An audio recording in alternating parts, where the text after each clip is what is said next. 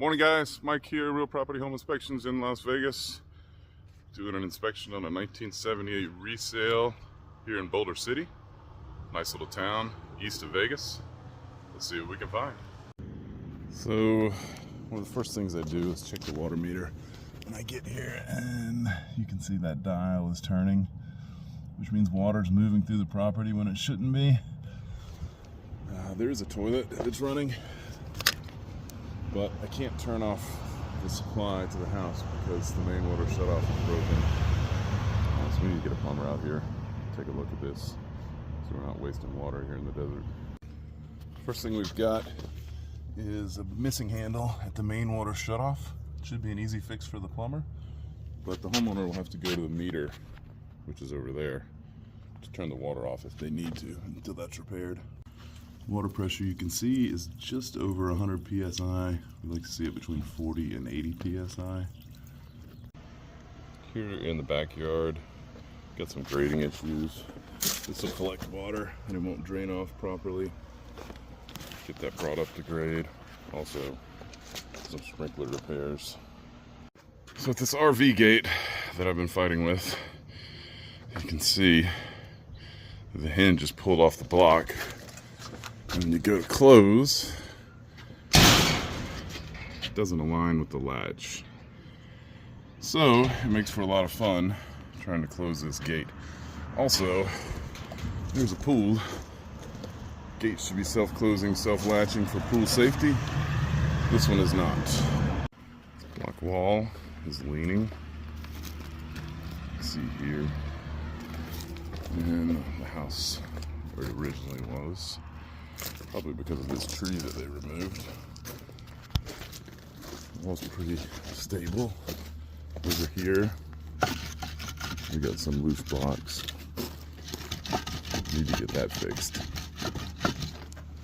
Some stucco repairs here at the front door. You can see the exposed styrofoam here and here. And we got some damage here, but this is loose. I don't know if you can tell or not, but definitely want somebody to look at that. And over here, got an area that needs to get repaired. That's the stuff you expect to see on a home built in 1978. Some paint repairs in this area here. The eaves, pretty much everywhere, need to be painted. See how it's chipping away. You don't just paint over that. You need to scrape it and paint it. Some wood rot right here.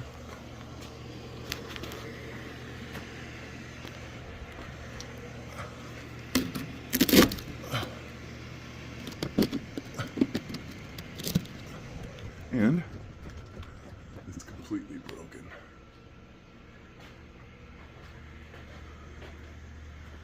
Definitely need somebody out here to look at this patio cover.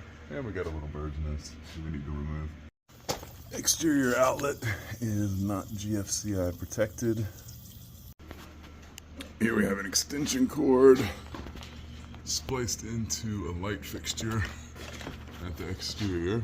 So the spacing on these railings and the balusters for the stairs are greater than 4 inches, which isn't safe for small kids because they can crawl through, fall down to the lower level, get seriously injured, or get their head stuck, which is not good. So if they're gonna have small kids in this house, you might want to think about an upgrade here. So here we have the outlet under the sink for the disposal and the dishwasher. There's no power to the dishwasher right now.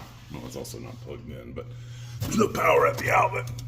This should be a half hot, where half of it's controlled by the switch right here. Let's turn that on. And we have power at the top. And we also have power at the bottom now.